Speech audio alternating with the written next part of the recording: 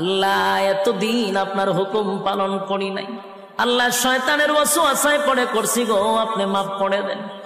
আমি যখন কাউকে উপদেশ দিচ্ছি, সমস্যা হলো মাঝে মাঝে আমি এটা ভেবে ফেলি যে আমি তার চেয়ে উত্তম, আমি ভাবি তার থেকে আমি ভালো, তাই তার আমার উপদেশের দরকার। আর এটা বেশ বড় সমস্যা, বিশেষ করে আপনি যখন উপদেশ দিতে অভ্যস্ত হয়ে পড়েন।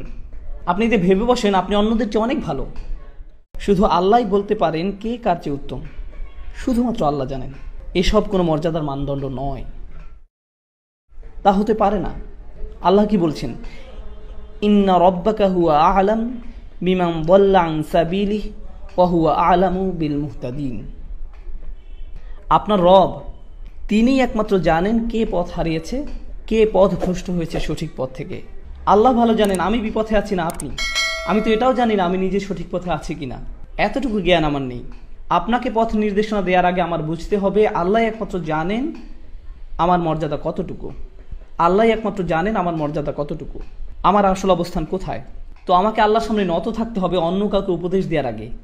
আমি কখনো বলি না সুবহানাল্লাহ, এই লোকগুলো পুরোপুরি বিভ্রান্তির মধ্যে আছে, আমার এদেরকে সাহায্য করতে হবে। এটা ভাববার আগে একটু থামুন, আমি তো নিজের অবস্থান কোথায় তাও জানি না। আর দ্বিতীয়ত, যখন কাউকে উপদেশ দিচ্ছেন অথচ তারা আপনার কথা শুনছে না, তারা সেভাবে পরিবর্তিত হচ্ছে না যেভাবে আপনি চাইছেন, তাদের কোনো রূপান্তর দেখা যাচ্ছে না, এর মানে কিন্তু এই না যে তারা পথভ্রষ্ট। হয়তো কোনো বীজ বেড়ে উঠছে কিন্তু আপনি তা দেখতে পাচ্ছেন না। তবে আল্লাহ জানেন ভিতরে কি হচ্ছে, আমরা শুধু জানি বাহিরে কি হচ্ছে।